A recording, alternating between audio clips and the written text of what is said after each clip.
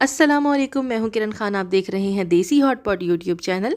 आज आप लोगों के साथ शेयर कर रही हूं बहुत ही मज़ेदार क्रिस्पी चिकन रोल पराठा की रेसिपी, जो कि जल्दी से बन जाती है, यूनिक रेसिपी है और खाने में लाजवाब है। तो वीडियो को आपने बिना स्किप किए एंड तक देखना है ताकि कोई भी स्टेप आपसे मिस ना हो जाए। और अगर चैनल पर नए हैं तो सब्सक्राइब कर लीजिएगा, बेल आइकन को ज़रूर प्रेस कर लीजिएगा ताकि जो मेरी लेटेस्ट वीडियोज़ है वो सबसे पहले आप तक पहुँच जाए।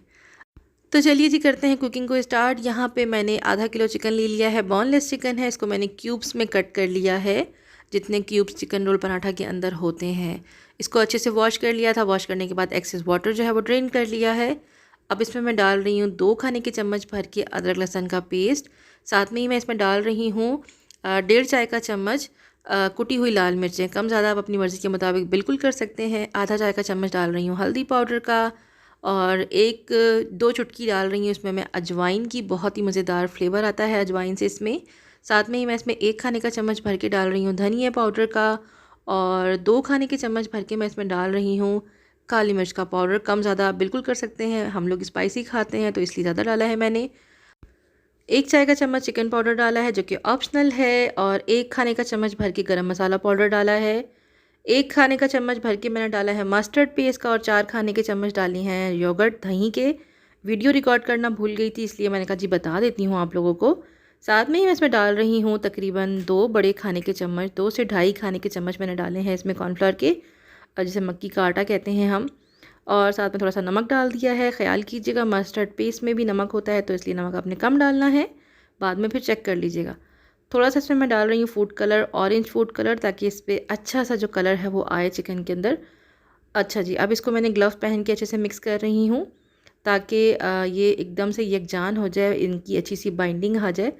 तो जब आपका इस तरह से मसाला अच्छे से मिक्स हो जाएगा तो उसके बाद आपने तकरीबन 2 घंटे के लिए या फिर ओवरनाइट के लिए आपने इसको चिकन को मसाले में रख देना है मैरिनेट करके।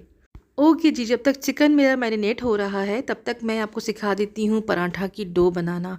ये बिल्कुल प्रोफेशनल पराठा डो है, जो कि रेस्टोरेंट्स वगैरह में आप रोल पराठा खाते हैं तो बिल्कुल एक सॉफ्ट सी मलाई जैसी डो होती है, पराठा होता है जो कि 1 बाइट में टूट जाता है।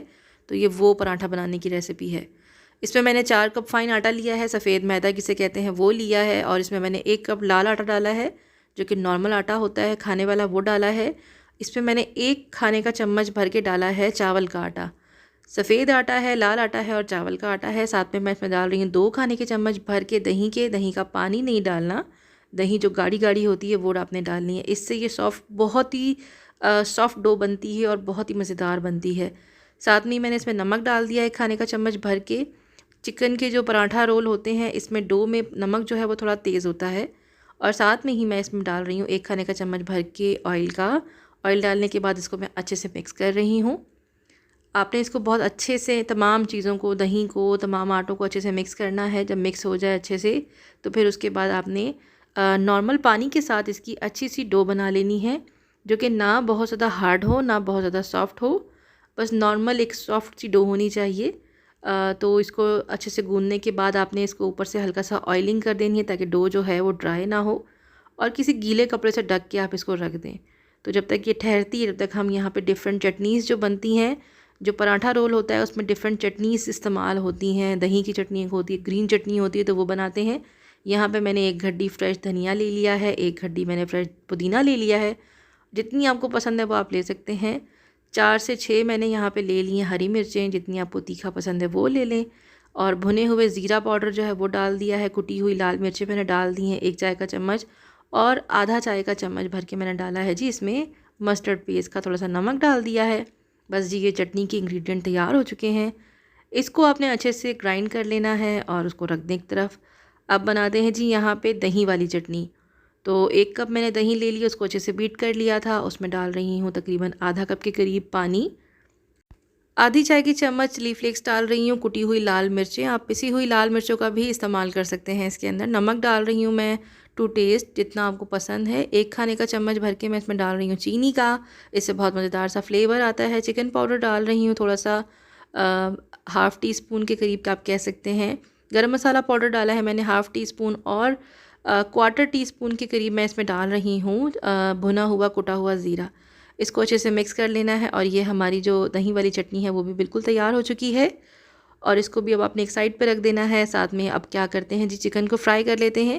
1 کپ کوکنگ آئل لے لیا ہے، کوکنگ آئل کو اچھا سا ہیٹ اپ کر لینا ہے، اور جیسے ہی ہمارا کوکنگ آئل ہیٹ اپ ہونا شروع ہو جائے، گرم ہونا شروع ہو جائے، تو اس میں 1 بائی 1 کر کے چکن کے جو پیسز ہیں وہ آپ نے رکھ دینے ہیں، اور ان کو بہت ہی اچھے طریقے سے فرائی کرنا ہے۔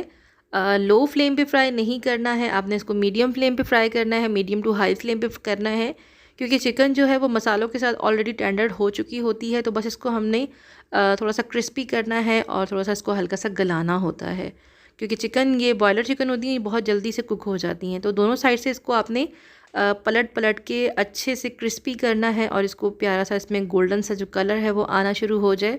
جب آپ کی چکن اچھے سے کرسپی ہو جائے گی اور اس کا کلر بھی چینج ہو جائے گا، تو پھر اس کے بعد آپ نے اس کو الگ سے نکال لینا ہے، اور اس کو بالکل ٹھنڈا کرنے کے لیے رکھ دینا ہے، اور باقی بالکل سیم پروسیس سے ہی باقی جو چکن ہے اس کو بھی فرائی کر لینا ہے۔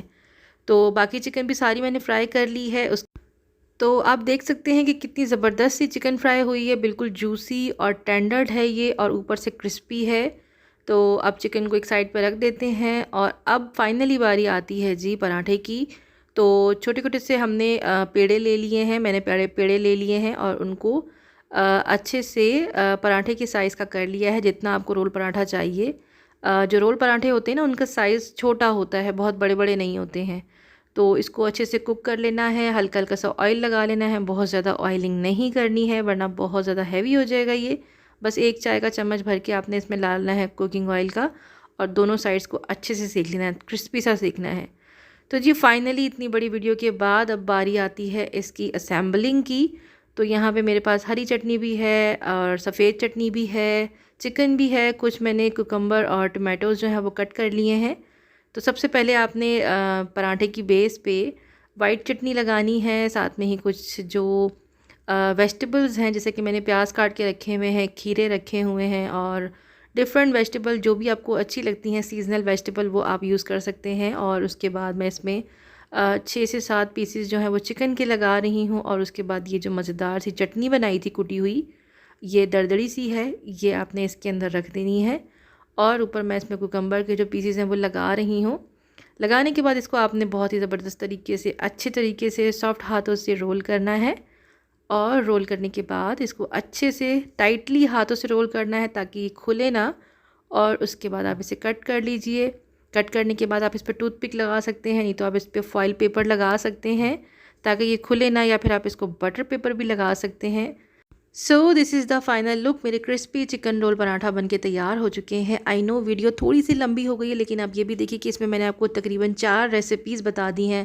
ڈو کی ریسیپی بتائی، گرین چٹنی، وائٹ چٹنی، چکن کو میرینیٹ کیا، اسیمبل کیا، تو یہ تھوڑی سی لمبی ہو گئی ہے، لیکن جب آپ اسے گھر میں بنائیں گے تو یقین کیجیے کہ جلدی سے بن جائیں گے۔ تو امید کرتی ہوں کہ آج کی ریسیپی آپ کو اچھی لگی ہوگی۔ اچھی لگی ہے چینل کو سبسکرائب کر دیجیے گا، فیس بک پہ دیکھ رہے ہیں تو لائک کر دیجیے گا، انسٹاگرام پہ فالو کر لیجیے گا، آپ مجھے ٹک ٹاک پہ بھی فالو کر سکتے ہیں۔ اللہ حافظ اینڈ